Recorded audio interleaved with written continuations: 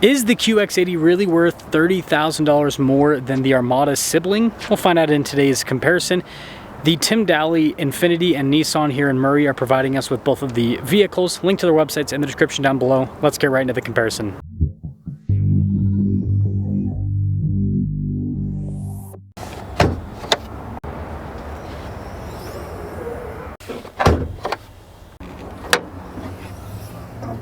Powering the Nissan is a twin-turbo 3.5-liter V6 that goes through a 9-speed, fuel economy 16 around town, 19 on the highway. It produces 425 horsepower and then 516 pound-feet of torque. Everything is the same with the Infiniti, but it states that it has up to 450 horsepower, so what that really means is they basically have the same power figure, but maybe on a good day the Infiniti produces a little bit more, but still a cool engine.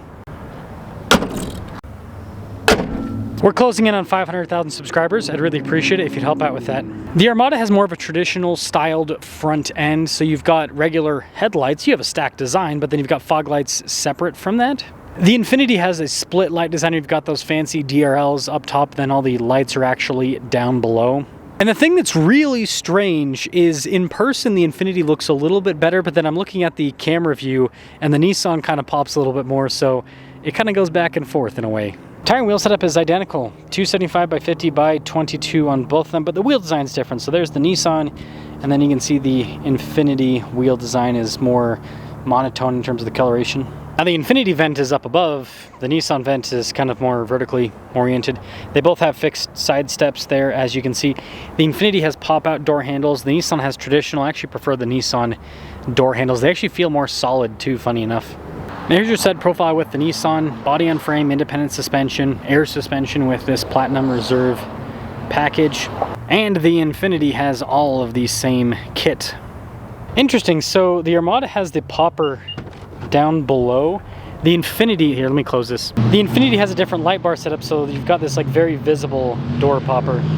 Air suspension adjustments here in the back with the Armada. Now notice just the third row's power, the second row you can throw down, but it doesn't raise up. And obviously spacing with both the vehicles is going to be identical because they're built on the same platform and everything.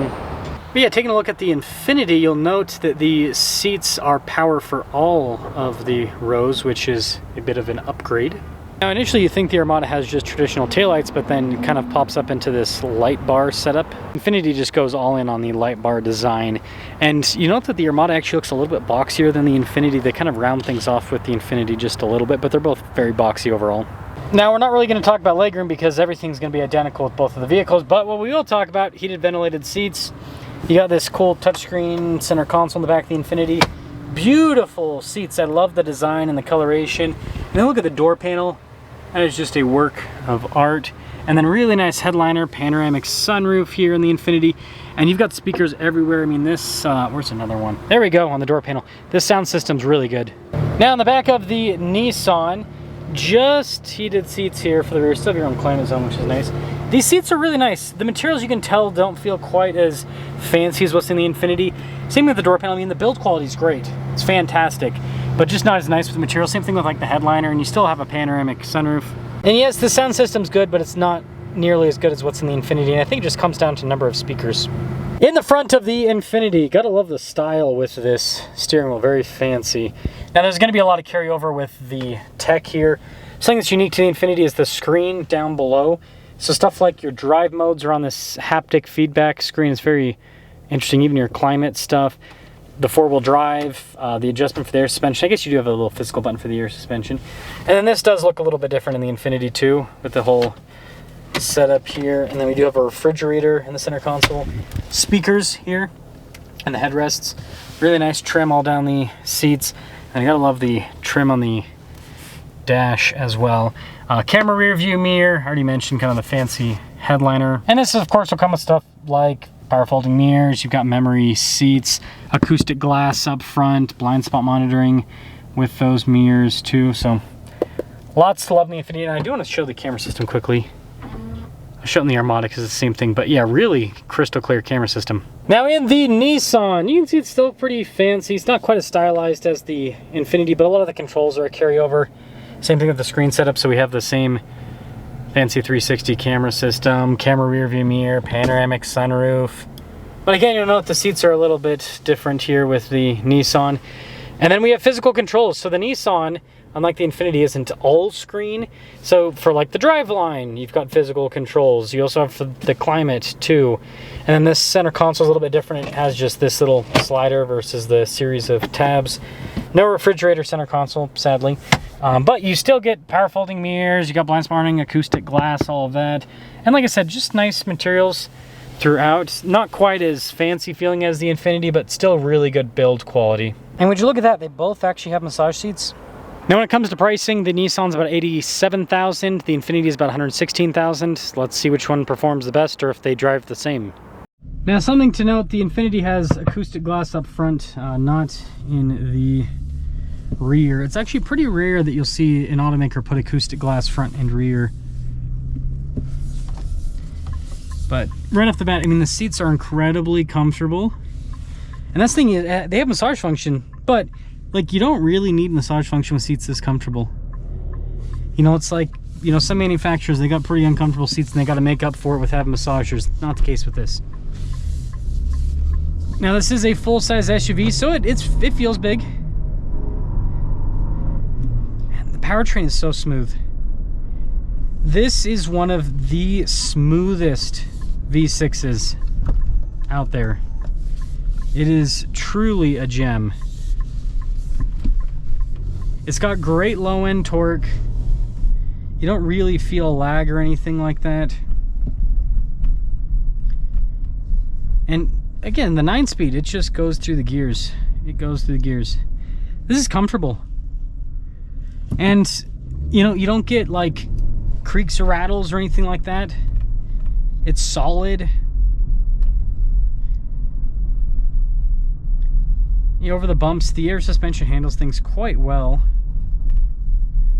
Air suspension is comfortable. And, you know, air suspension plus independent suspension, it's good. The only downside with that system is if you've got the system extended up, you're going to lose some comfort. Or if you go over really big bumps, sometimes that can kind of max out the system. But, you know, 99% of the time, it's super good. You know, the frame takes a lot of the impact of the bump, too. So it isolates you quite well. And these seats, I think, help out with that isolation. Because, man, these are, like, seriously, like, one of my favorite seats ever in a car.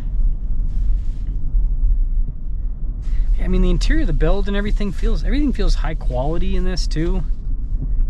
This is a very upscale feeling vehicle. I love how smooth this V6 is.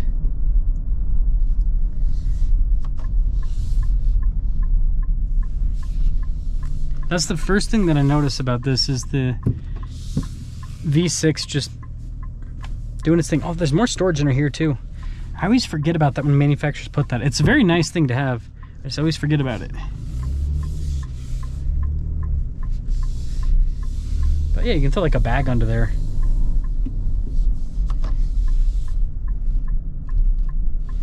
And, you know, you got to remember, this is built off of the, you know, Patrol platform now. So this is kind of more of a heavy-duty build for long-term reliability.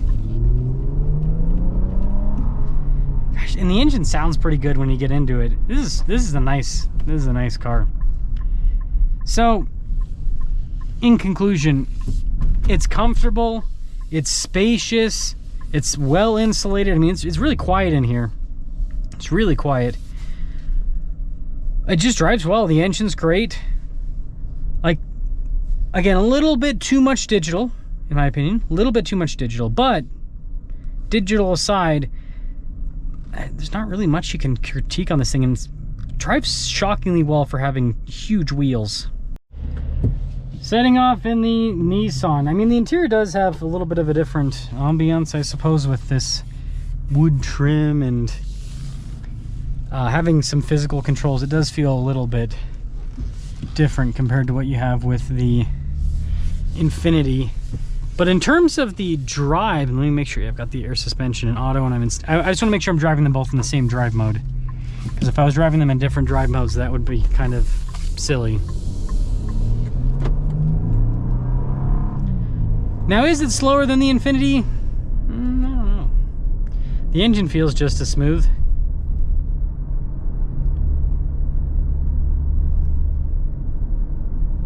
Yeah, I mean, it drives the same. And it's funny, they both just have acoustic glass up front. It's not like the Infiniti has more acoustic glass, it's about the same. It's pretty sharp at the turn-in. It's pretty darn sharp at the turn-in for a big, heavy SUV. Yeah, I mean, that's the truth. It does kind of feel like a very similar... It's weird. It's a different experience. Like the Infiniti, I feel like I need to be in a suit to drive that car.